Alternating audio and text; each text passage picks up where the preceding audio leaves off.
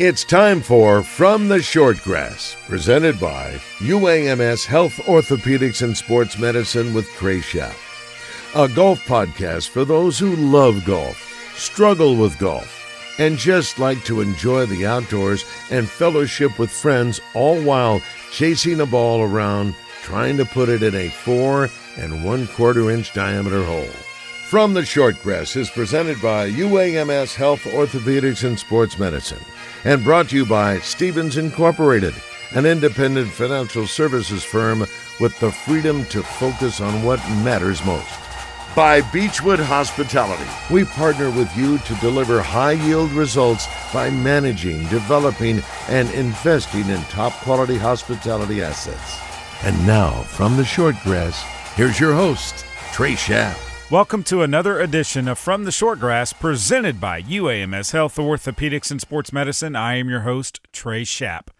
When the Simmons Bank Championship, presented by Stevens, was in town, I had a chance to sit down with PGA Tour Champions player Justin Leonard. Justin won the 1997 Open Championship, played at Royal Troon, and also hit arguably the greatest putt in Ryder Cup history in 1999 when he made a 45-foot putt for birdie on the 17th hole that completed a remarkable comeback by the United States team.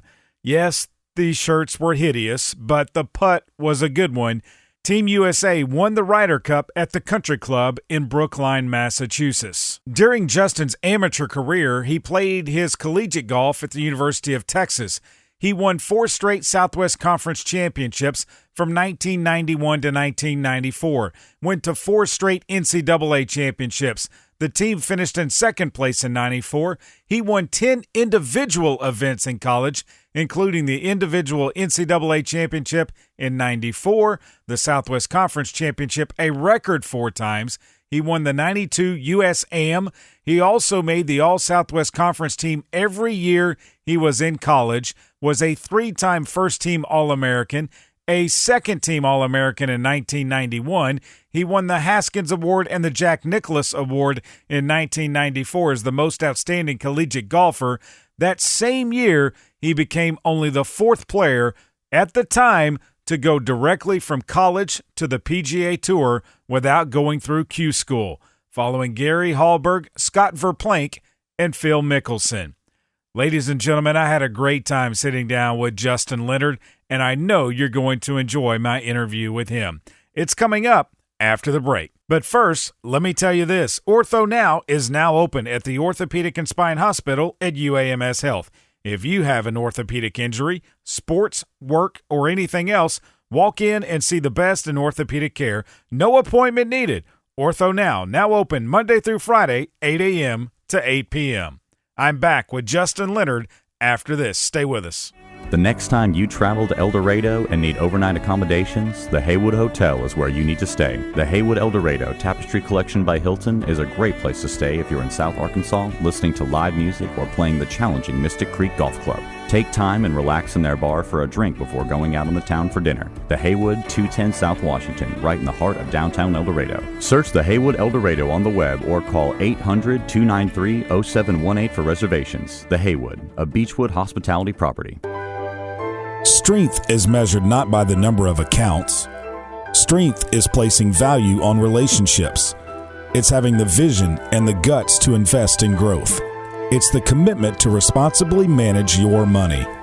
At Stevens, we believe that our strengths build success, not only for us, but for our clients. Stevens, member NYSE, SIPC. I'm Dr. Lowry Barnes. When it comes to orthopedic care, there's no place like the Orthopedic and Spine Hospital at UAMS Health. We built this hospital just for you, with state-of-the-art surgical suites, advanced technology, and the state's largest group of fellowship-trained orthopedic surgeons. It's the best place in Arkansas to get you moving again. And if you need urgent orthopedic care, UAMS Ortho Now is right here for you at the Orthopedic and Spine Hospital at UAMS Health, where motion lives and service leads. Welcome back to this edition of From the Shortgrass, presented by UAMS Health, Orthopedics, and Sports Medicine. I am your host, Trey Schaap. Justin Leonard won 12 times on the PGA Tour, has won 1 time on the European Tour, and twice on PGA Tour Champions. His 2 wins on PGA Tour Champions came this year, first at the Chubb Classic in February, and then the Dominion Energy Charity Classic, which was the first leg of the Charles Schwab Cup playoffs before the Simmons Bank Championship presented by Stevens, made an eagle on the last hole to finish at -12 and won by 1 shot over Tomas Bjorn and Ernie Els. Most of the time you'll hear me say, on the tee, and I will introduce the guest. Well, with Justin Leonard being an Open champion, there's only one way to introduce him.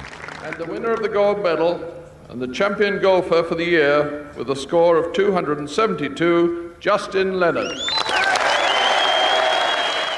Justin, thanks for joining me on this edition of From the Shortgrass. Do you remember the first time you ever picked up a golf club and just really fell in love with this game? You know, it was, I think it was a 5-iron. I had a 5-iron and a putter were my first 2 clubs. And, you know, a tiny little fabric bag that my mom made. And it had like the top of a Cool Whip, you know, container in the bottom to keep this canvas bag, you know, from totally collapsing on itself. And you know, my parents would play and I would kind of chase them along with my 5-iron on, you know, Sunday afternoons or whatever at Royal Oaks Country Club. And I you know, I didn't get to putt that much because I, you know, was just dribbling along the ground. And I figured out that if I wanted to actually putt, I needed to get it on the green before they were finished with the hole. So I think I learned to play fast or at an early age so that I could putt a little bit. But, you know, and then just kind of progressed from there. And then, you know, got a set of, you know, little Bens, you know, Ben Hogan's. Oh, yeah. It was like I think it was a 9, a 7, and a 5-iron, a putter, and maybe like a 3-wood or a 5-wood or something like that. And played with those for a while. And then I got a set of hand-me-downs. They were also Ben Hogan's. My dad's from Fort Worth. We lived in Dallas, Texas. So, you know, it was a lot of Ben Hogan stuff in our house. And I got a set of my grandmother's clubs. There were Ben Hogan's as well. And we went, I remember the day, we went and cut them down and put a green Victory grip on, and I couldn't wait to hit it because I'd never hit an even numbered club before. And so it was like so cool to have an 8-iron and a 6-iron and a pitching wedge. And I had an old Wilson Dynapower sand wedge that was a hand-me-down my dad had bought at like a garage sale and given it to my grandfather. And my grandfather had, you know, he had bought some other wedge or something, and so cut that down. So I used that wedge for, I don't know, 6 or 7 years, and to the point where there were no grooves left on it. But, oh, wow. But I was still using the thing. And so, yeah, a lot of hand-me-downs and cut down clubs and stuff like that. But yeah, and it's, you know, it's funny still, I'm a member at Royal Oaks, which is where I grew up and learned to play. And so it's always fun. I don't live in the Dallas area anymore, but I was there about 3 weeks ago, and those memories kind of come flooding back. I was going to ask you, what memories do you have of Royal Oaks and growing up around there? And I mean, I think everybody looks at some of the guys that come from the Dallas area and make it to the PGA Tour have gotten their start there. I mean, Scotty Scheffler, the #1 player in the world right now, Royal Oaks. Yeah, I mean, you know, Harrison Frazier was a member there. D.A. Weibring was a member there, and his son Matt, you know, would play out there quite a bit. And then, you know, just Randy would work with certain players. Maybe they weren't members, but you know, Ryan Palmer and John Rollins and Colt Knost, and Colt was actually a member there for a long time. And so, you know, it's been fun. I remember playing there when I was probably 11 or 12 years old, and Lee Trevino was out there. Oh, wow. And he was, he didn't want to hit balls on the range. He went over and hit balls in like I think it was the 3rd fairway. And he had a shag bag of balls. He was like off to the side of the tee box, but he was hitting balls down the fairway. And it was, it was like 9 o'clock in the morning or something on a Tuesday during the summer. And so he's, waved me up, go ahead and hit. And I was trying so hard to hit my ball into his, very small area of balls that he was hitting. So I was going to snatch me a brand new Titleist or whatever he was playing at the time out of there. Fortunately, his pattern was too narrow. I couldn't get it in there. But, just stuff like that was always happening at Royal Oaks. High school golf. Where did you play your high school golf in Dallas? I played at Lake Highlands High School. Okay. Yeah, we competitive team. Yeah, we were good. We won the state tournament my sophomore year, and it was only 10th through 12th grade.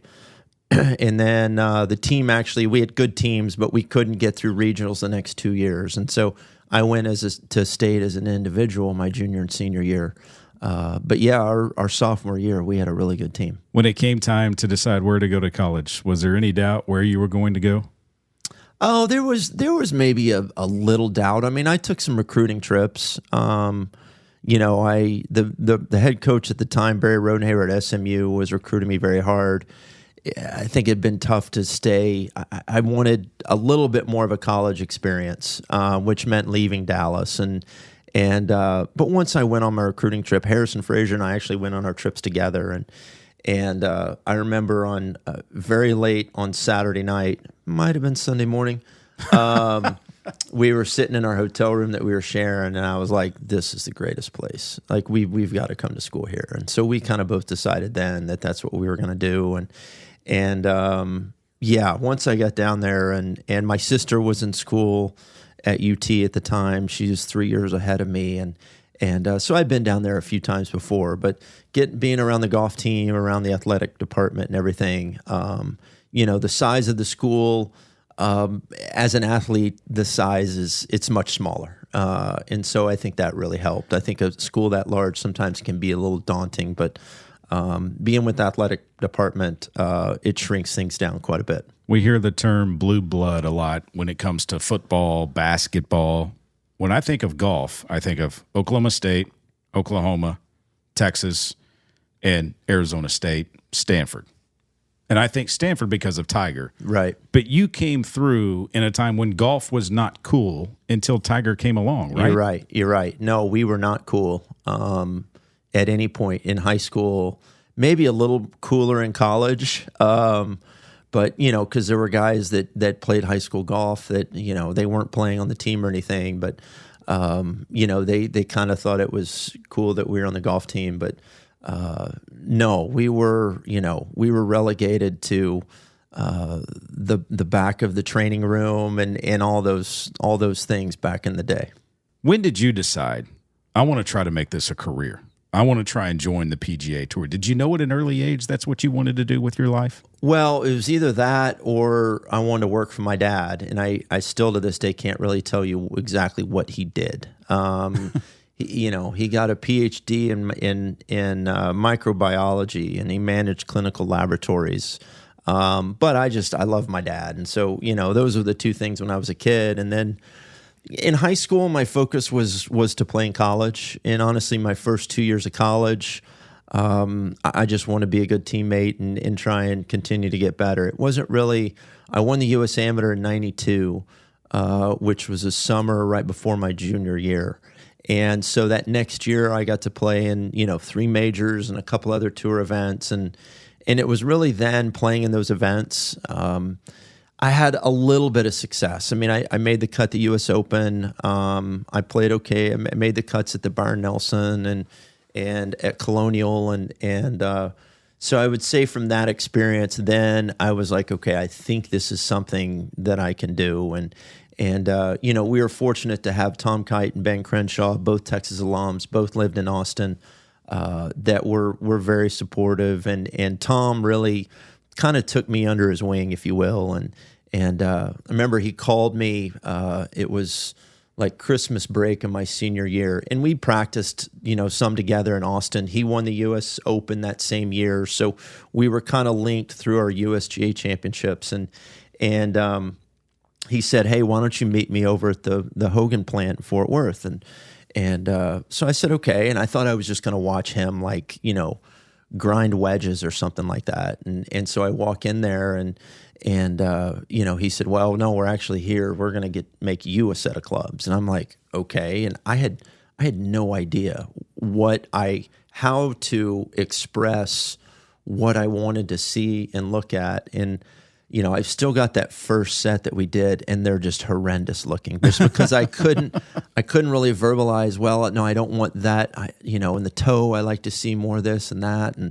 But it was a really fun process. And that started my relationship with the Ben Hogan Company, where I was actually, I signed with them out of college. And it's just funny that, 15 years earlier, those were my first clubs, were Ben Hogan. So Tom was great. I learned a lot from him, and just, how to practice and get ready for tournaments, and played some practice rounds with him and things like that, to where when I did turn pro after NCAAs in 94, I felt like I was already kind of ahead of the game, because I knew a little bit of what to expect. Obviously, getting to play in some of the majors, with the fact that you won the USAM, that victory opened up a lot of doors for you, did it not? Oh, absolutely. It did. Played in the World Amateur Team Championship, then playing in those majors. I played with Fred Couples the first round of the Masters. I played with Tom and Nick Faldo the first 2 days at the U.S. Open. So those kind of experiences, it opened my eyes to what was out there and what was possible, and I learned so much that year just playing practice rounds and watching guys play in tournaments and things like that. I think that helped. Seeing that helped my game even more than like the confidence of winning the USAM. When you won the British Open, the Open Championship in '97, what was that feeling like? It was a little. I wouldn't say that I expected to be at that stage at that point in my career. So a little unexpected, but it was. It was great. The whole experience, being able to go back as many times as I have. There's a reverence for their past champions over there in Scotland and England and Northern Ireland. That you don't see anywhere else in the world. And so, to be able to go back as much as I have and played over there is very special. And then again, it opens up doors. It's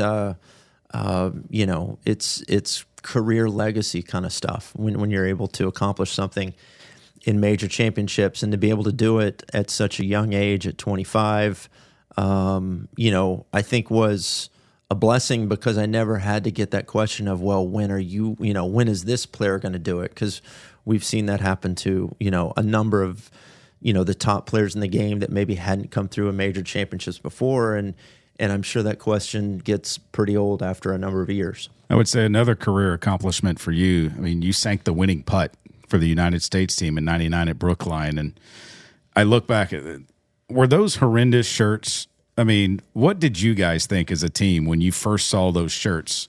But then to go out there and do what you did, it was like, well, we can wear them all the time now, right? Right. No, they were horrendous. That's a good word for it. The thought that went into it, I think, was beautiful, in that it was the portraits of all the winning previous U.S. Ryder Cup teams. But it's impossible to pull it off on a shirt. Maybe like a quilt or the liner of a sport coat or something like that might have been better used for it. But, in the end, I guess it worked. Having Ben Crenshaw as the captain, Texas Longhorn, you were a Texas Longhorn. How was your relationship with him that week? Just as it always has been. The relationship is great. Ben and Tom are very, very different in their personalities and the way they go about things. And Tom was the captain in '97 in Valderrama when I played there, and so it was a different feel to it for sure. Tom's very much dotting every I, crossing every T. Ben's more touchy-feely. It's in the trees, that kind of thing. And so the two are very different. But what Ben said in that press conference on Saturday night, when he, held his finger up and says, I'm gonna say one more thing. I'm gonna leave you with this. I've got a good feeling about tomorrow, and that's all I'm gonna say. Coming from Ben, you kind of believe it. I think if anybody else had said that, you'd say, oh, this guy's off his rocker. But for Ben, that wasn't him trying to motivate us. It was, I think he truly felt that way. And lo and behold, he was right. Obviously, this year, Team USA not able to get it done at Bethpage Black. When you see the video of you making that putt again year after year after year, does it ever get old? No, it doesn't get old. People ask me, do I think about it often? Well, no, I don't think about it often, but it gets brought up enough to me. I've met, I don't know how many hundreds of thousands, or not hundreds of thousands, but I've met a lot of people who said they were there. I feel like I've met every person that said they were there. And I was watching on TV. I was not there. Right. And then the fact that Keegan Bradley was there. Yeah. And it really kind of stoked his passion for golf is pretty darn cool. That is pretty cool. What would you say to young kids that might be wanting to pick up the game? Why stay with it? What does golf teach them? It mirrors life in so many ways. It's humbling. You've got to work at it. There's a discipline involved. There's so many things, integrity, honesty. There's so many things that you learn through the game of golf that are actually life skills. I've got a freshman that's playing golf at Villanova, and we were talking the last couple of days, and I said, look, if you go down this route of, and it's about just mental fortitude and believing yourself and all those things. I go, this is not just golf we're talking about. This is something you will use in your everyday life, whether it's in your relationships, in the classroom, all of those things. And there's so many different carryovers between golf and life. That's the reason I would tell a young player who's, maybe not enjoying the game as much or not want to be as competitive, those things, that, that's fine, but just keep playing. Because the things you'll get to experience through this game, whether it's through relationships or, travel, those kind of things, whether you're a professional golfer or, a 27 handicapper, you'll get to experience all those things. You went into broadcasting. What was that like for you? It was interesting. It was humbling. It was exciting too. I enjoyed being in a part of a team atmosphere, because you really are. You're trying to help each other, and you're trying to entertain, the audience at home, while, and sometimes there's moments for levity, and other times there's moments for, criticism. And I think finding the balance between the two, all those things are challenging, but rewarding at the same time. And I feel like to be, really good at it, it requires a lot of work, and I've never shied away from putting work in. And so I dove in head first and made some great relationships and I was able to stay in the game a bit, if you will. Playing on PGA Tour Champions gives you guys a chance to keep that competitive drive going, I would say. Is that a good analogy of it, the fact that you guys still get to come out and compete week to week? Well, that's why we do it. At this age, I think, for some players it may be about the money, but I think for the majority of players, they just enjoy competing.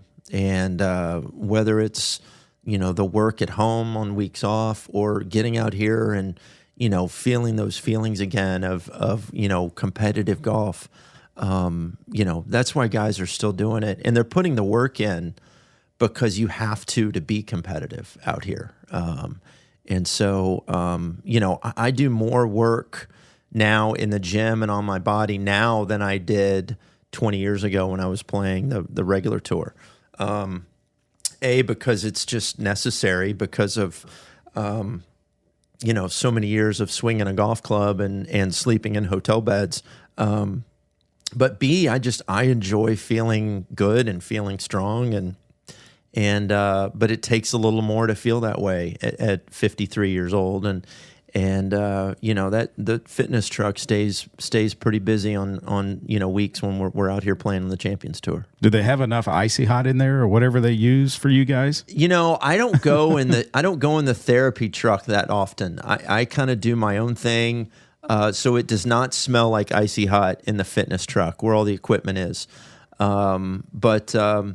Yeah, there's some of that. There's I tell you what, I wish we had cold pools or cold plunges out. I know they do on the regular tour, and I'm a little envious of that. So maybe someday, but next year. But yeah, it's no, the guys that are playing well out here are really working hard.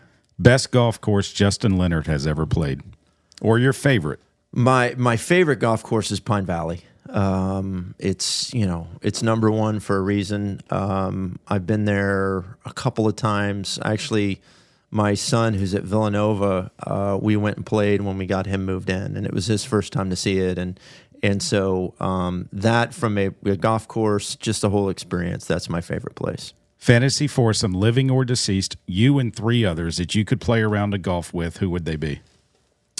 Fantasy foursome. Well, I'm gonna keep it close to the vest. I'm gonna say my dad and my 2 boys. Nothing would be better than that. Royal Oaks, and we'll get to do it over Thanksgiving, so that'll be fun. Oh, that'd be cool. Yeah, Royal Oaks, or would you go somewhere else? It doesn't matter. It does. I'd take him to Pine Valley if I could. There you go, Justin. Thanks so much for your time. Appreciate it. Thank you. I'm Dr. Lowry Barnes. When it comes to orthopedic care, there's no place like the Orthopedic and Spine Hospital at UAMS Health.